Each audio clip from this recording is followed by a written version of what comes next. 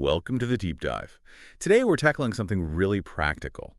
Your rights when you shop online versus, actually going into a store. We've got a bunch of info here. The goal is really clarity, empowering you for that next online click.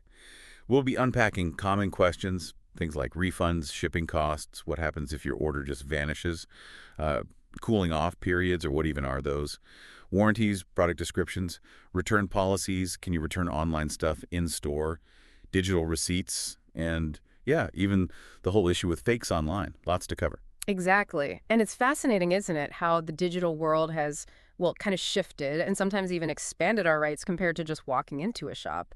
Maybe we should jump right into refunds. Is there a big difference there? Okay, yeah, refunds. Let's unpack that. Yeah. What's the key difference, online versus in-store? Well, the big one online is usually this thing called a cooling off period. In many places, there are laws saying you can cancel an online order, send the stuff back within a certain time, maybe 14 days, sometimes longer, even if you just changed your mind. Help. That protection, it generally doesn't exist if you buy in a physical store.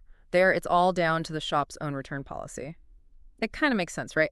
Online, you can't actually touch or see the item before you buy, so this helps reduce risk for you. So that late-night impulse buy online might actually be safer, return-wise, than grabbing something off a shelf. Often, yes. From that perspective, absolutely. Now, thinking about getting the item to you, shipping.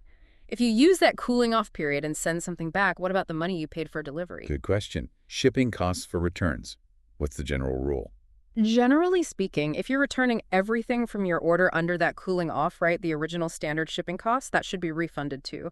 But there are caveats. If you only return part of the order, maybe not, or if the seller clearly states a different policy, you always need to check their terms. Okay, that tracks.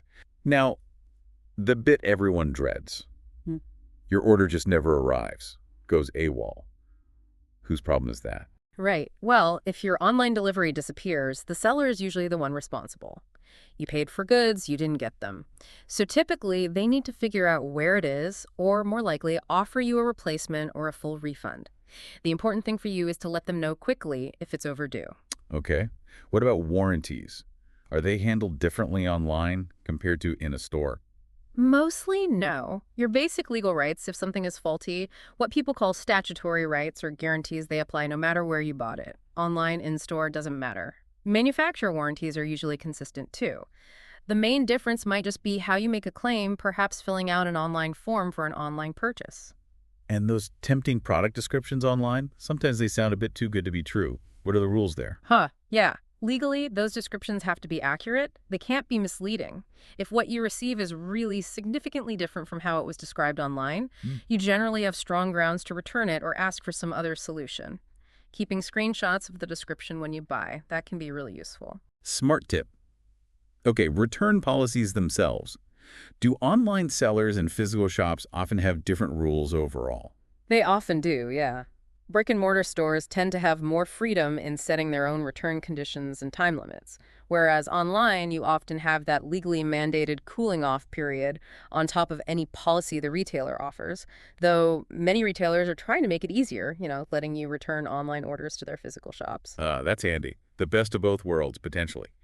But can you just assume that's always possible? Returning an online buy to a physical store of the same brand? I wouldn't assume it, no. It is becoming way more common, definitely a plus for convenience. But you absolutely need to check the retailer's specific return policy first. Some might not allow it, or they might have certain rules about how you do it. Got it. And receipts. We get fewer paper ones now. How do digital receipts work for returns? Are they okay? Oh, absolutely. Digital receipts are perfectly valid proof of purchase. Email confirmations, receipts in an app, whatever. Retailers have to accept them just like paper ones. Plus, let's be honest, they're harder to lose and often have all the details right there. True. Okay, last point, and it's a bit of a tricky one. Counterfeit goods. Fakes. Is that more of a risk online? What protection do we have? Unfortunately, yes, the risk can be higher online. Just the scale of it, the anonymity, it makes it easier for dodgy sellers. Your protection really comes from consumer laws. The seller is still accountable if they sell fakes, and also often from your payment provider. Credit card chargebacks, PayPal disputes, that sort of thing.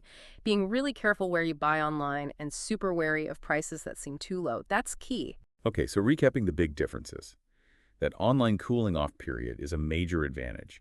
You should generally expect original shipping costs back on full online returns. Accurate descriptions online are legally required. Returning online buys to physical stores is a growing trend, which is great. Digital receipts, totally fine.